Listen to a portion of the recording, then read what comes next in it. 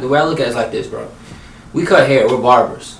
You know what I'm saying? I use the same clippers that you use, maybe different variations, but you get the gist. You got a clipper, detachable edgers, razors. We all do the same job. So why is it that I should hold myself above you based on the amount of followers that I have? You know what I'm saying? Or because I made up a certain haircut, or I made up a certain product, or whatever, a comb, or whatever the case may be. Instagram is really what made things the way that it is.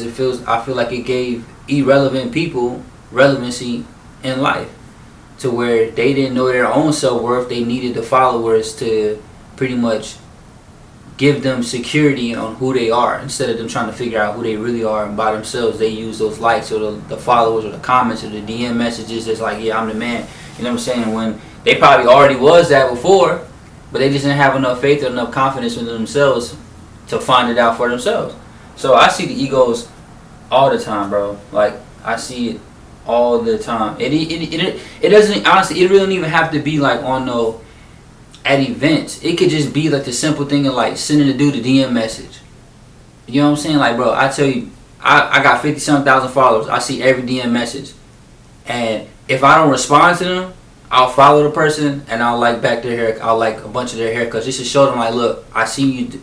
You wrote me the message. I don't want you to feel like I'm ignoring you. Realistically, I can't respond to every comment. I can't follow every person back. I'm not gonna see every like, and I'm not gonna be able to sit there and converse with every single DM message I have. I got a whole lot of DM messages in my box. Well, I sit there and I literally do go through them, and I'll say, all right, I can respond to this person because it's just something simple. I can kind of knock it out right now, or I'll send them or tag them in a picture. How did you do this fade? And I'll get them like a little quick breakdown. You know what I'm saying? I try not to sit there. Sometimes I'll sit there and like really like go into detail with them, but sometimes I just can't. So if I can't do that, I'll go to their page, I'll follow them, and I'll like them back. Even to the extent of people commenting on your pictures. Some dudes read all the comments, bro. I don't care who it is, bro. I've met dudes with 1 million followers, and they sit there and people read these comments. You know what I'm saying? And it's pretty impossible to respond to them, but then there's just some people who just don't, period. Like, they don't acknowledge people, period. And that's stupid, because you feel your relevancy from these people, but you're not giving these people nothing in return. You know what I'm saying? They're following you, which is boosting your ego, which is giving you confidence, and you taking pride in what you do, but at the same time you're giving them nothing in return except for a haircut. I feel like I'm very personal with people. You know what I'm saying? On my page, like, people write to me. A lot of times I write back.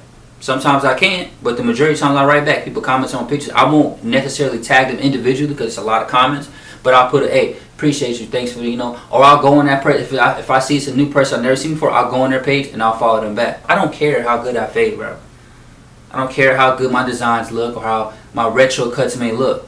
What I care about is my character and how people perceive me to be, what type of person they want me to be. I don't care how good your fade is. If you're an asshole, you're a jerk.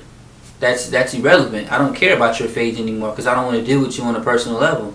You know what I'm saying? I want people to feel like I can approach Bones and I'll sit there and he'll sit there and talk to me. You know what I'm saying? That's how I want to be perceived, because that's who I am as a person. That's how I was before. Somebody come up to me and speak, I'm going to sit there. I got plenty of clients in my shop right now, young cats, college students, stuff like that. I sit there, I talk with them. I got so many deals going on right now with dudes. Hey, you give me a 3.2 GPA, bam, I'll cut your hair free for the semester. The basketball students at the school, I told them if they have their GPA at a certain level, I'll cut their hair at a discounted price. I want my character to speak louder than my face. You know what I'm saying? So that's how I deal with the ego. You know what I'm saying? And that's what I see a lot is things like that, because, bro, everybody started off with one follower. You know what I'm saying? So I would comment on some dudes' pages when I was like real young in the game, and some dudes would comment back. A lot of dudes didn't. So by that happening, I always told myself when, not if, because I know the type of person I have a lot of faith in myself. I know that when I put my mind to something, I'm going to achieve it. So I told myself when I get to that level of that status, in a sense, I won't be that guy.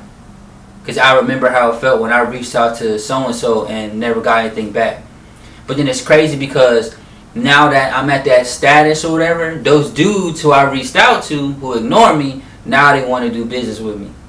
You know what I'm saying? But now, like, it's kind of like Mike Jones. Back then they didn't want me. Now I'm hot. They all on me. You know what I'm saying? You didn't want to mess with me before, but now you want to mess with me now. And I always told myself I'll never be that guy. I'll always be the dude people say, hey, Bones is a cool dude. Bones, I could talk to Bones. He actually responded to me. Oh, he gave me his phone number for me to hit him up. Or he FaceTimed me to show me how to do this fade. You know what I'm saying? That's the type of person I want to be. Realize, because the ego thing, it's lame, bro. I feel like it's lame because we're barbers. This is Instagram. If Instagram ended tomorrow, who would you be? Who would you be? You be the same regular dude cutting next to the guy at the barbershop who had no Instagram. You would be that regular guy again. So people need to remain focused on what's important. These followers are irrelevant if you can't get $1 from every single one of them. When people see somebody who they kind of put on or used to look down upon start to make it, a lot of dudes in the game, their egos won't allow them to work with them no more. And the way that will hurt the industry is that's hindering two great artists from working together due to the ego of one or both of them. My father always taught me to surround yourself with people that intimidate you, that people force you, that force you to grow. They don't accept anything less than perfection. If you're the smartest and richest and coolest dude in your crew, you're in the wrong crew, because you've allowed yourself to be stuck in the comfort zone, which will enable you from growing. One thing I love and I appreciate, I tell him all the time, Mark the barber, the dude gave me an opportunity to come work at his shop. And the day I walked in there and I spoke to him, I said, Mark, look, I'm not coming here to be one of your soldier barbers, bro. I'm not coming here to be a barber that worked 10, 15 years just paying rent. That's not me. What you're doing is what I'm coming here for. I'm coming here to do what you're doing. I want my own DVDs. I want my own classes. I want my own tours. I want my own seminars. I want to host battles. I want to do all of that. So if you're not able, if you're not going to be comfortable with me doing that, I'm not the guy for you. And he put me in place for me to, he introduced me to every single person that was imperative for me reaching my goals. And I feel like a lot of who I am, of where I am, and the barber game had a lot to do with him not having an ego. So you sit and you look at it. How many times could there have been a guy like me going up to somebody like Mark, and because Mark seen the potential in that person, Mark seen the potential in me, he knew I could be where I'm at right now. What if that person seen the potential in that younger barber and said, I'm not bringing this dude here because he has a possibility of taking my shine away? So what he did was, in a sense, he kind of hindered that dude's growth depending on that man's mindset. And at the same time, he probably put a hold to maybe blessings or opportunities that would have came in his life from them two working together. Mark put me on, and now if me and Mark do a class, we get bread because I'm established due to him opening up that door for me. So his humility and the type of person that he was enabled, it helped, it assisted my growth in who I am today. So when you see, that's why I always try to invest and talk to younger barbers, because I never know who they're going to be. Perfect example, bro. 2 years ago, this white boy took one of my haircuts off my page and reposted it on his page. But he didn't tag me. He was new to Instagram. He didn't know any better. So I commented like, man, bro, that's a nice haircut. I commented on my picture that was on his page, and he was like, bro, he's like, I'm sorry I didn't tag you. I'm kind of new to this. This is one of the best haircuts I've ever seen, bro. I love your work. And I kept in touch with him. You know who that white boy turned out to be? Patty Cuts. My homie. That's my boy. I kept in contact with Patty. You know what I'm saying? I look out for Patty. We talk all the time. You know what I'm saying? Opportunities come for us to work together. We gonna work together. But that could have been my opportunity right there to kind of be like, nah, nigga, don't be stealing my work. And I could have put a whole damper on that situation that could have possibly affected him in a negative way, to where he's like, man, I'm new to Instagram. If this is how these barbers are, I don't even want to be a part of this mess. You know what I'm saying? But by me not being that type of dude and sitting there and talking to him, I don't know what impact that could have had on him. You know what I'm saying? I always encourage Patty and talk to him. But look at where he's at right now. Patty got more followers than me. Killing the game. So that's how it can hinder us, is because we're like, it'll turn everybody into crabs in a bucket. It will turn Everybody into crabs in the bucket, bro. We'll sit there, we'll undercut each other. Look at different barbershops. Every barbershop got a different price and all on the same block because they're trying to undercut each other instead of working together. I feel like people's mindsets have to be changed in order for growth to come. But if you can't understand that working together will accomplish more than you working by yourself, it doesn't matter what kind of battle we do. It doesn't matter what kind of interviews we may do. It depends on the mindset of the people. The people have to change their mindsets in order for growth to happen. I talk about this all the time. The first thing you have to ask themselves is, am I in this for the appreciation of the art, or am I in this for the process of getting paid, the journey to getting the money? If you're in it for the journey to getting money, your career is not going to last long. For a new barber, if you're getting into being a barber because you see the money, you see how the barbers dress, you see how we do the shows, you think about it, the hottest niggas in the communities are 9 times out of 10 the barbers. We're the most popular dudes in the community. If you're getting into barbering because of that, you're in the wrong profession. Reason being, barbering is an art first amongst all things. My father taught me, I say it all the time, if you fall in love with the art, the people will see and recognize your appreciation and your love for the art, which in return will sit them in your chair because they see that you're passionate about it, and by them sitting in your chair creates your funds. But if you fall in love with the money, if you have a bad week at work, you'll be more impaired, you'll be more likely to quit because your mindset was, I need to get this money, instead of I need to provide this service, I need to perfect this craft, I need to perfect this fade, I need to be consistent with this fade, I need this cut to look like this. But if the only thing that you're thinking about is I need to get this money, you have a bad week, you'll quit. Because you based your whole entity of being a barber on the amount of money that you make and how cool you are.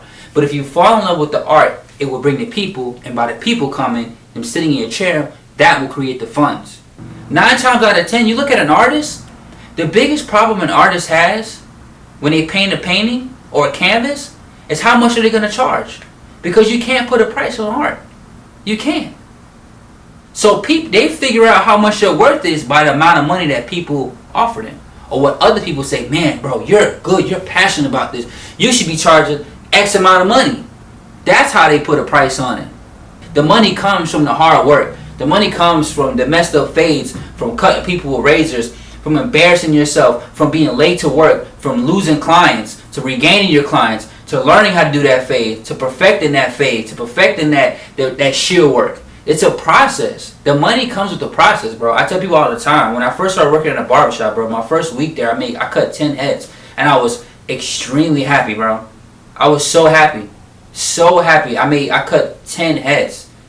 The next week, that Saturday, I made $100 on a Saturday.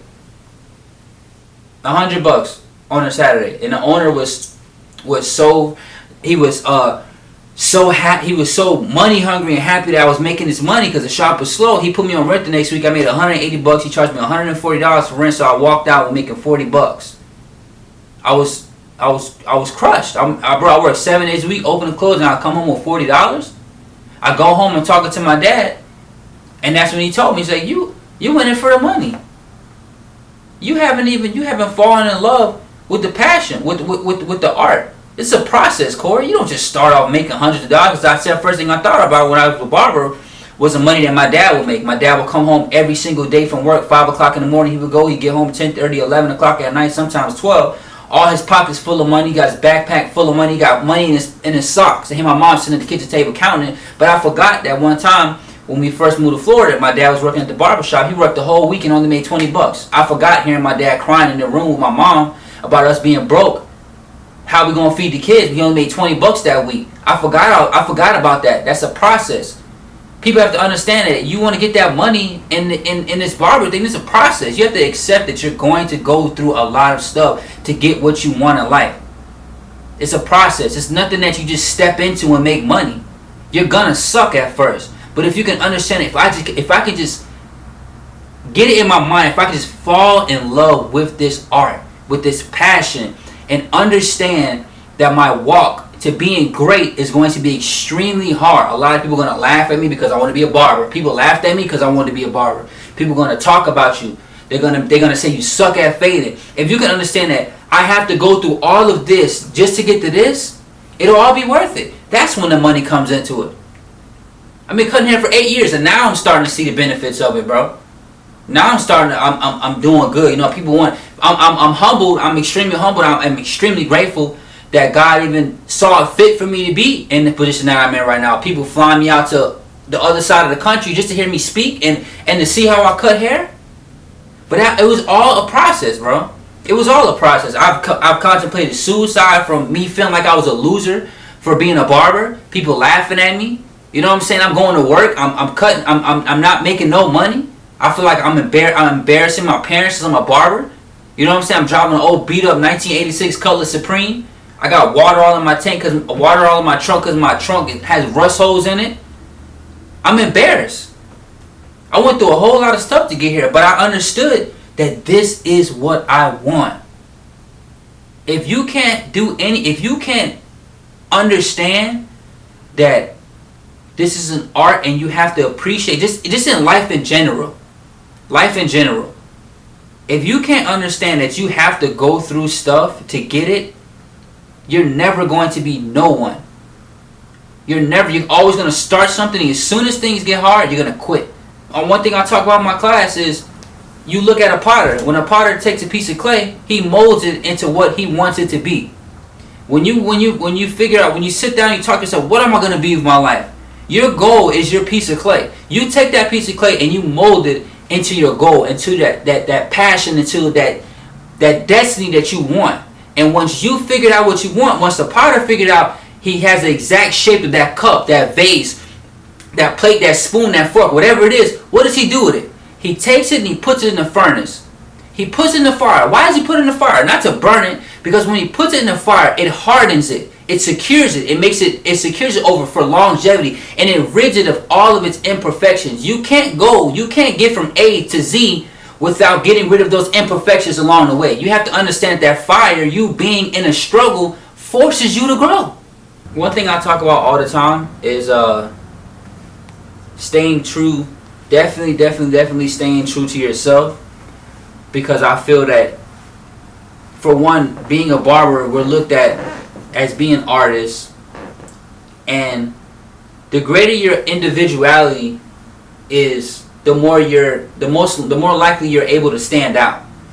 People will appreciate you more for being yourself than trying to look like anybody else, or trying to dress like somebody else, or talk like somebody else, or fade like somebody else.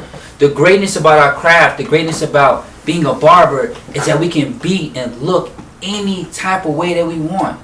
Any type of way. So what blows my mind is I don't understand why there's so many people that try to look like everybody else. You're in a job where it's cool to look crazy. You're in a job where it's cool to be yourself. You're in a job where it's cool to not care what anybody thinks about you. So why would you limit yourself to looking like the next man? There's only one you. Nobody can be like you. I feel like it would be so dope to just go to a barber battle and everybody in there looks completely different. Everybody. It would be so dope to go on Barbershop Connect or just be on my Instagram scrolling and everybody has their own pose that they take in the picture. You know what I'm saying? Or they have their own slang, or they have their own keynote word or something like that. Just, I think that would be so dope. But it's all a mindset. That's all it is. You had the opportunity to be that one of one, but you choose the one of a million. I don't understand that.